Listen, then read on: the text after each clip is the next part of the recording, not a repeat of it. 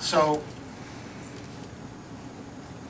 the basic beats were very simple. Boom, bop, boom, boom, bop, boom, boom. I transcribed them, and they were remarkably similar. But I had to learn which beat went with which songs. When I said, "Yeah, let's play," whatever, play the right beat. And I kept shrinking them down to Kinko's, and then I laminated it. I spilled coffee on it, wouldn't matter, and I just put it in the record, glance at it. But anyway, I practiced like those beats, boom, bop, boom, boom, bop, boom, boom. Practiced at 120. Then I practiced it at 126. Then I practiced it at 118. Then I practiced it at 127. Then I practiced it at 114. And then I set the metronome to 130. Then I set it at 126. Then I set it back down to 92. And all up and down. So, because you know what happens, and I know it happens to most of you, when you sit down and practice, you play the same beat, and you play at the same tempo every day. Right? Everybody does.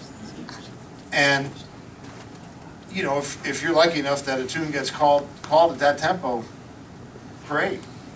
But if it's a little slower, a little faster, you're going to be in trouble. And I guessed correctly that the most important single moment of that entire tour, this whole 3-month summer tour, was not going to be Madison Square Garden or the Hollywood Bowl or playing on David Letterman, but it was going to be the first 2 bars of the first tune that Donald Fagen counted off. Could I own that tempo? And the practicing paid off. I had the confidence, and that's what a lot of it is, just feeling like, yeah, I'm there. And so when you play anything, you got to own it. You can't borrow it. You watch a great sport, great football player, it's not like, can I borrow the ball, please? Basketball player. They grab it, they own it for the time they're in possession of it. And that's kind of the attitude you got to have when you play. So I had to organize a practice routine. So my first advice, of course, have a metronome. My second advice, get yourselves a pad of paper, a diary, a journal, some kind of book, and every day mark down what beats you're playing at what tempos. Now, if you want to take it even further, record yourself. Some kind of recording device. You can record it with an iPhone. But then, listen back to it with headphones and play percussion.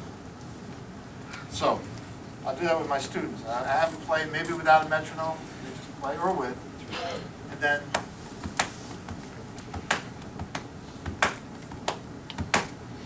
chest percussion. You can do it on your thighs or a shaker or tambourine, but play it into yourself, and you're gonna find out right away if your beat is anything but perfect. You write that down in your practice journal. If 96 was giving you trouble, you go back to 96 the next day, and you don't beat your head against the wall. You don't, okay, drop it, go on to something else. So my teacher used to tell me, I've got students here in the percussion department, and they know that I know that they're practicing 5-6 hours a day. He said, that doesn't impress me. He said, but if I know that you practice for 10 minutes, and you focus hard enough, and you're specific enough with what you're trying to achieve, and you get something done, he said, I'm happy. So it doesn't necessarily imply that if you practice anything less than 2 hours, you're a bum. But you've got to have focus, and this, frankly, this is the way when I play a piece of music. I'm like, it's fun, man. I'm like in Legoland, real-time architecture. I'm building this thing, but I got to have an idea of where it's going. I have a responsibility to the music to provide rhythmic information and provide a shape. We're telling the story. Which reminds me, I heard a great joke. But anyway, the metronome. So, Steely Dan. We rehearsed for 3.5 weeks, I mentioned that, right? And they were real picky about tempos. We had to get the perfect tempo for every song.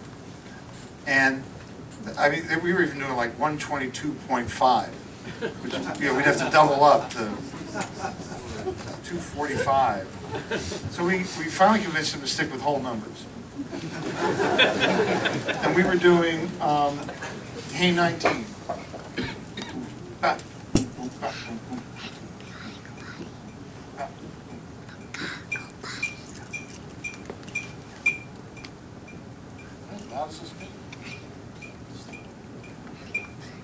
You hear that? Yeah. Okay, so the horn section with Chris, they were kind of pushing it. So I thought, maybe if I just bring the tempo up a hair, the whole thing will set better. So I changed it to this. That's 119. One click faster. We played it. Okay, thank you. So I thought it was cool, right? That was in Cincinnati. The next day we're in St. Louis. Thanks.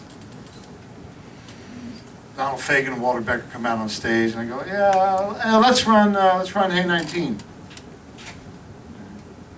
And then they both turn around, and the drums were up on a riser, and they go, you know, yeah, it felt kind of fast last night.